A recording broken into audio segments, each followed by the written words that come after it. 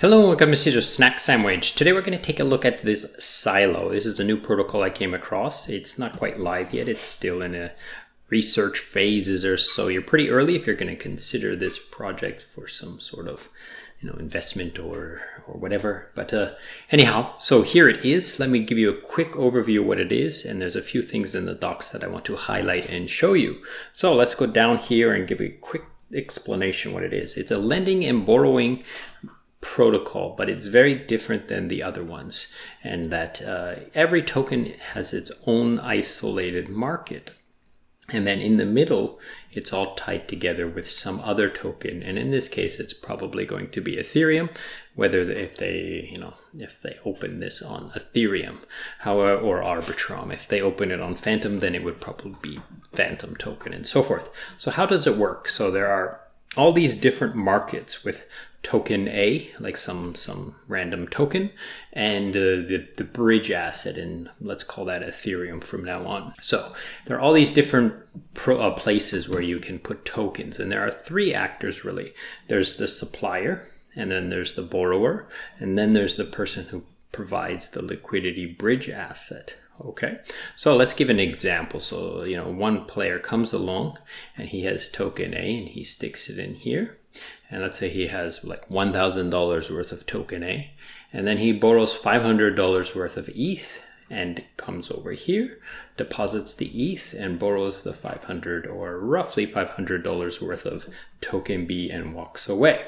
Now this will all happen in one transaction, so it's not like he can borrow this ETH and walk away. He has to say, oh, I have this token and I want to borrow token B. So the ETH will just bridge automatically in the back. Now, there are people who are supplying the ETH and they will get yield from this swap.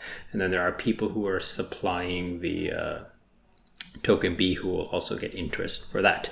Okay, so that's pretty much how the entire thing works. But as you can see, there can be like infinite of these as long as there's enough ETH inside the middle to support them.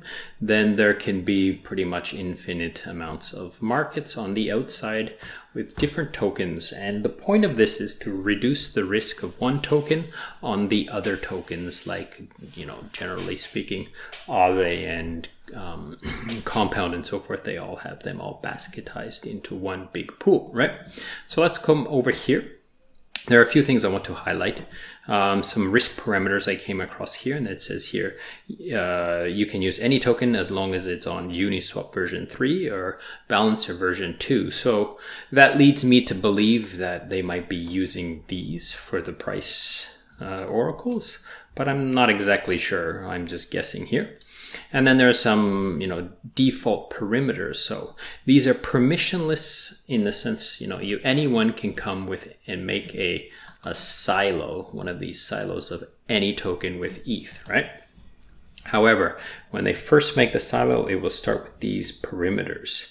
That is, loan to value is 50%, so you can only borrow 50% of your collateral, and then there's a liquidation when you get hit at you start getting liquidated at 65.5%, and then there's this penalty of, like, I believe this is incentivization for liquidators to liquidate you. Okay, and then the next part I wanted to talk about is a little bit about who's at risk in here. So there's this part here where it says user beware, and I would suggest you to read this in full. It has a pretty good example of like how this thing will work, but there is some key thing at the bottom here that I wanted to examine, and that says a similar attack to Venus would not cause system damage to Silo Finance's money market, but rather it would only pose a risk to the ETH depositors of XVS ETH silo. So now they use this example of how XVS was exploited and the entire protocol lost like a whole bunch of money of $100 million worth of bad debt. So let's swing back over here and talk about this one, and then you can see how it works. Okay,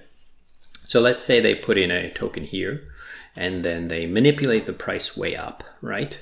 And then they borrow this ETH worth. So let's say they bring a token that's worth $100 and somehow they manipulate the price up to $1,000. They borrow $500 worth of ETH, They bring it over here. Now there's $500 worth of ETH here, and they borrow this token out, $500 or 490 or whatever they can get from here. Now, where is the risk? The only risk is here. Now, there's less assets here because when this token goes back down to $100 because it was price manipulated, then this ETH is holding bad. It has bad debt. It cannot liquidate this at a profit because, you know, this token is now worth $100, but they're owed $500, right? So this is the only risk here, is this part here, because this token that was taken away is covered by the ETH, and he can't pull the ETH away. He can't just walk away with the ETH unless there happens to be ETH here as well, right? But he can't pull this ETH out of the center pool. So this is pretty much safe, and the ETH has just gone from here over to here. So and then this token is still here, right? So there's, you know, I guess there's no risk to the other people who put this token in here because he jacked, you know, maybe he used some exploit to, you know, jack the price up and then the price went back down. So that's the idea of this. Now, like I said, this is still kind of in, you know, audit phase and so forth, so it's not live yet. So maybe they will find some other issues or what have you, but I think it's pretty interesting in this sense. Now, let's talk a little bit about this Silo governance token.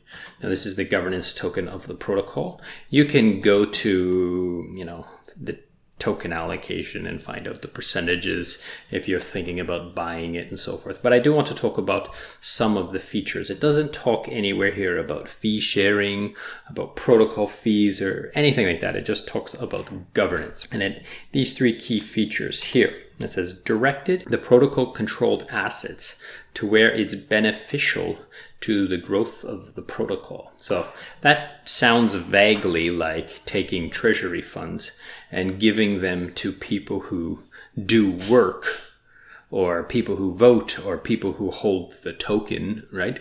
The Silo token, right? So that sounds vaguely like that. Turning off or on revenue mechanisms, so fees, basically turn off and on the fees, and then adjusting the collateral factors such as those three things, those risk perimeters, like they can probably change these. Like these don't sound too great for something where it's like USDC or something. You're borrowing USDC and you're taking USDT, or, you know, even ETH versus USDT. It might not be ideal to have these perimeters, so the governance will be able to change those. Now, like I said, you can buy the token. It is already whitelisted here, I believe SILO. Now, I'm not suggesting you to buy this token. You do what you want to do. I don't hold any of these tokens, but I do think this protocol is interesting, and I like that they are trying to innovate and do something new. So thank you so much for watching, and goodbye.